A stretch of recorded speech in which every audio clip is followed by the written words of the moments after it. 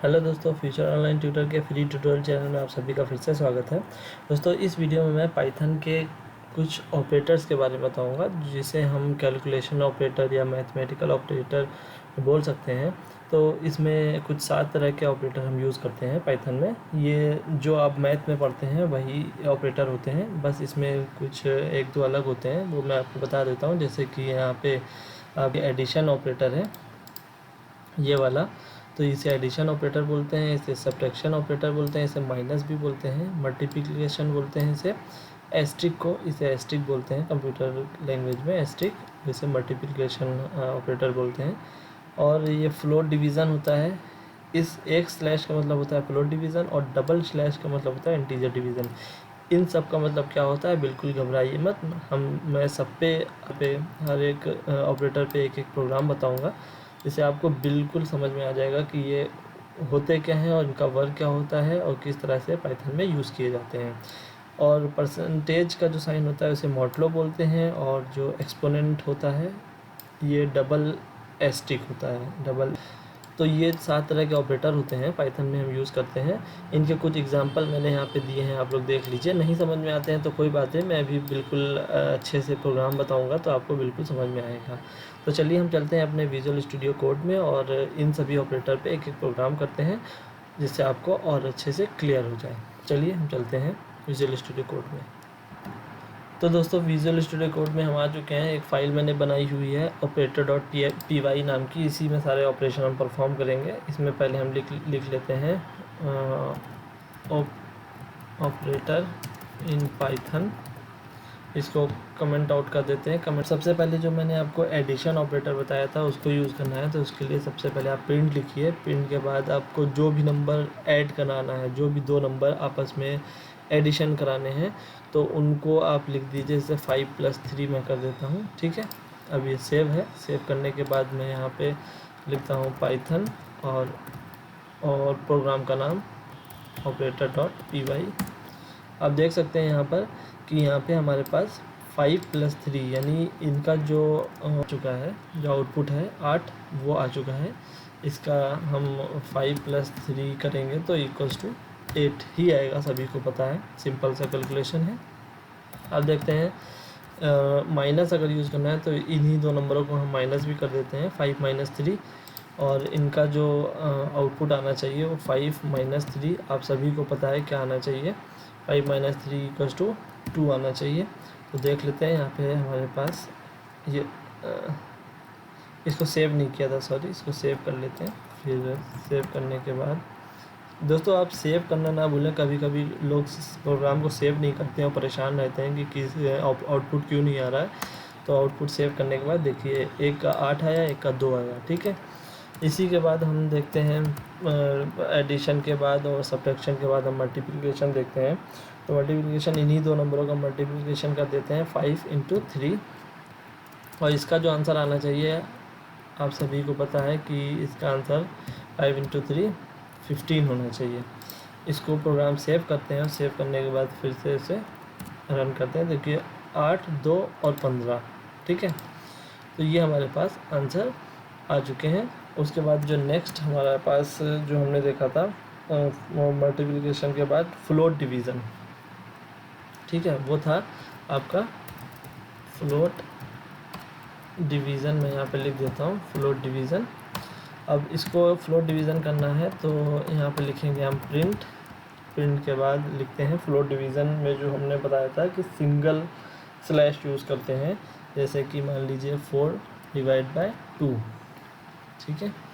अब इसको सेव किया। सेव करने के बाद हम इसको क्लियर करते हैं और यहाँ पे प्रोग्राम को रन कराते हैं। तो देखिए यहाँ पे जो हमारे पास वैल्यू प्राप्त हुई है वो 2.0 हुई है। क्यों?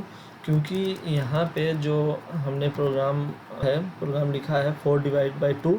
तो 4/2 का मतलब होता है फ्लोट डिवीज़न। फ्लोट डिवीज़न का मतलब होता है इसमें जो वैल्यू आपको मिलेगी 4/2 वो फ्लोट में मिलेगी, यानी से 2.0। लेकिन उसी के जो दूसरा होता है जो हमने आपको बताया था कि इंटीजर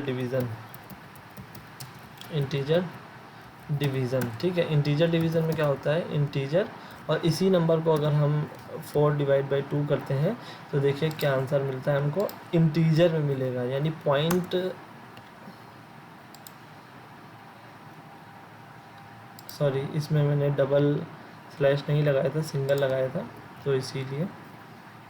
अब इसमें आते हैं, क्लियर करते हैं और इसको रन करते हैं।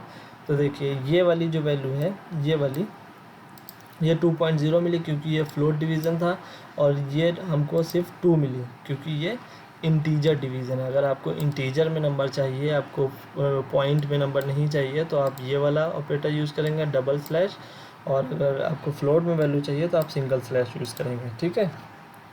अब नेक्स्ट डिवीज़न के बाद जो अगला ऑपरेटर है इसका, वो है मॉडलो। तो इसको हम यहाँ पे लिख देते हैं मॉडलो, ठीक है।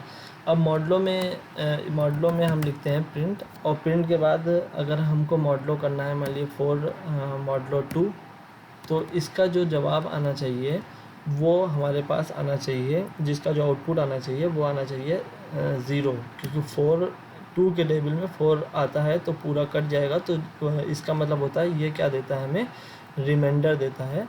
तो रिमाइंडर का मतलब होता है कि इसका जो आंसर आना चाहिए वो 0 आना चाहिए, क्योंकि मॉडलो का मतलब होता है, सीधा सही समझ लीजिए कि ये रिमाइंडर देता है। यहाँ पे लिख सकते हैं इट गिव्स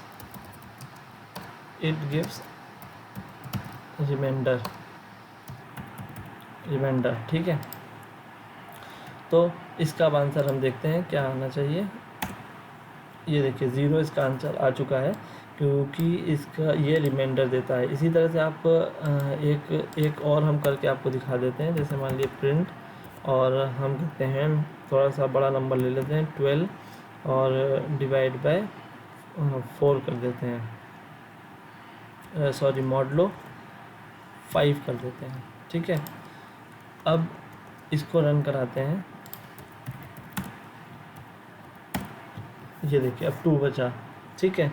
रिमाइंडर इसमें जब 12 को हम 5 से डिवाइड करेंगे तो इसमें जो रिमाइंडर बचेगा वो 2 बचेगा। तो जो मॉडलो होता है वो हमें हमेशा रिमाइंडर ही देता है, ठीक है।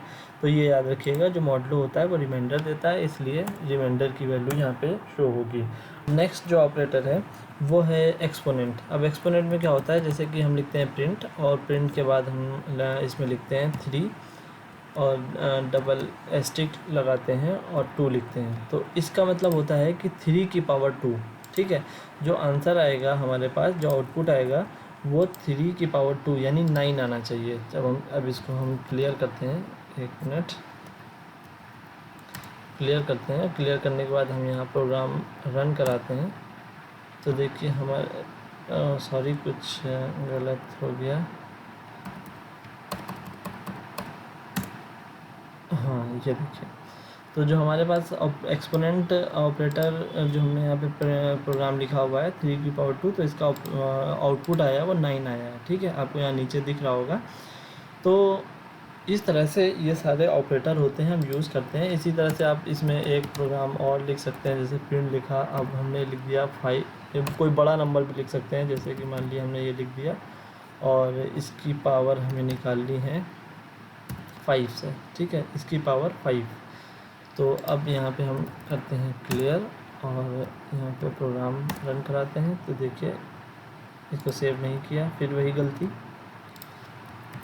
सेव करना ना भूलें, मैं भी भूल जाता हूँ।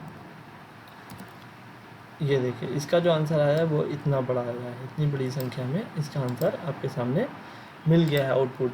तो इसका मतलब होता है, एक्सपोनेंट का मतलब होता है पावर, मॉडलो का मतलब होता है रिमाइंडर देता है, इंटीजर डिवीज़न का मतलब होता है कि आपको इंटीजर वैल्यू मिलेगी, और फ्लोट डिवीज़न का मतलब होता है कि डिवीज़न के बाद जो आउटपुट मिलेगा वो आपको फ्लोट में मिलेगा, और सब्ट्रैक्शन एडिशन तो आप जानते ही हैं।